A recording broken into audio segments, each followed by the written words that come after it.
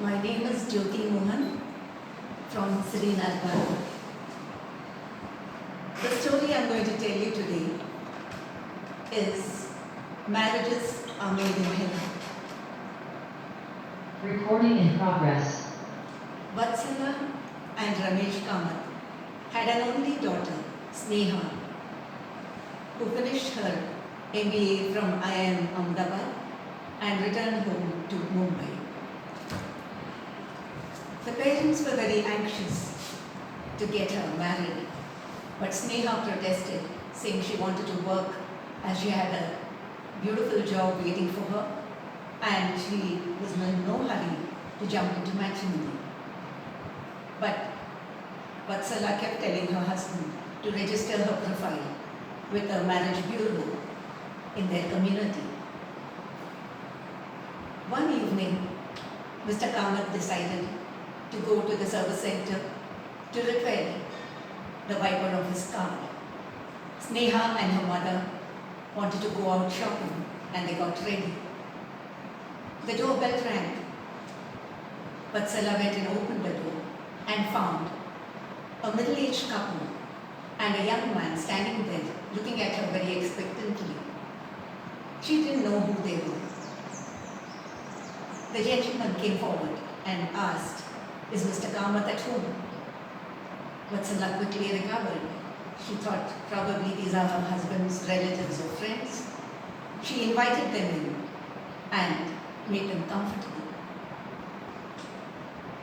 Mr. Bhatt introduced himself and introduced his wife Brinda and their son Rajiv to Vatsala. They elaborated that Rajiv had done his business management from IIM Ahmedabad and was now working with Citibank. The minute she heard IIM Ahmedabad, Vatsala called out to her daughter Sneha. When Sneha walked into the room, she recognized Rajiv and he remembered her too.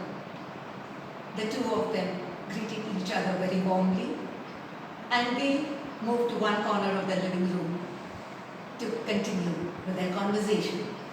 They had a lot of things to talk to each other about because he was her senior and she had known him in the campus. Vatsala and Brinda found they had a lot of common friends, a lot of common interests too.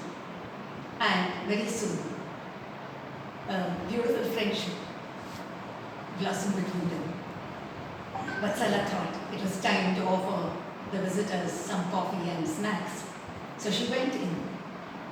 At that moment, Mr. Kamath returned and found strangers in his house, but they all looked very comfortable there. He introduced himself to Mr. Bhatt and the two of them started talking and they found they had worked at the same company a few years earlier in different departments. So they kept talking about their old colleagues and work practices and so on. And conversation was going on full swing. When Vatsala came out of the kitchen, the two men were in an animated conversation and the youngsters were very busy catching up with their lives. Vatsala asked Brinda whether she had thought of getting her son married. Brinda looked at her with a little bit of a puzzled expression. But then she said, "Yes, we are indeed very eager to find a nice homely bride for my son. Of course, he says she should be working too. Let's see what happens." Vatsala also told her that she was looking for a nice eligible boy for her son. And that sort of puzzled Brinda once again. And they kept talking. After a while, it was almost 2 hours since they had come and everybody had gelled so well, but it was time for them to leave. As they got up to leave, the doorbell rang again. Vatsala went to the door, wondering who that would be, and she found the neighbor from upstairs, Deepa Kamath, at her door. looking very distressed about something. So she quickly called her in and led her to the balcony and asked her, "What is the matter?" Now Deepa had a real loud voice, and though she was standing in the balcony, her voice went across nice and clear all over the living room.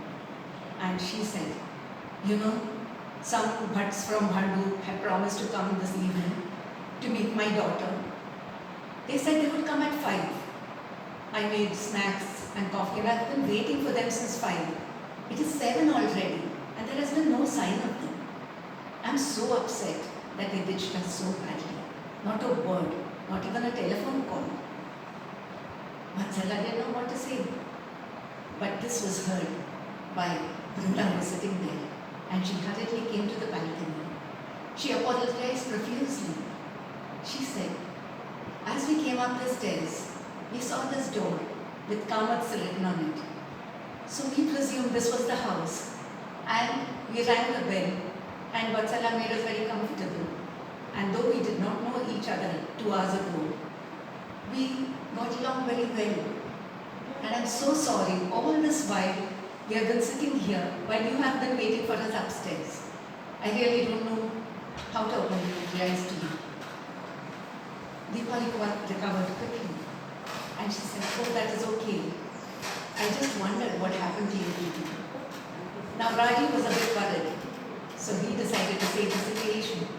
He came there and told them, "Amma, I like Sneha very much. I liked her right from the first day when I met her at the IIM campus. But we were so busy with our assignments, I didn't have any time to pursue her. But now that I have met her and spoken to her over 2 hours, I am determined to have her as my life partner." Deepa quickly smiled and said, "Well, marriages are made in heaven, and it's probably Providence that brought them here instead of to my place. I wish them both the very best. I'm sure God has a better plan for my daughter." Saying so, she took her leave. As she reached the door, she turned around and said, "But don't forget to invite me when the invitations are given out." So saying, Deepa went away. All of them sighed with relief. The day was saved, and a date was set for the wedding. Now Rajiv and Sneha will be united in matrimony on 15th of August. So, though because of the pandemic, we are not allowed to have too many visitors, too many guests at the wedding, we would like all of you to log in. We are going to stream it live. Log in and wish the couple the very best for a happy married life. All is well that ends well.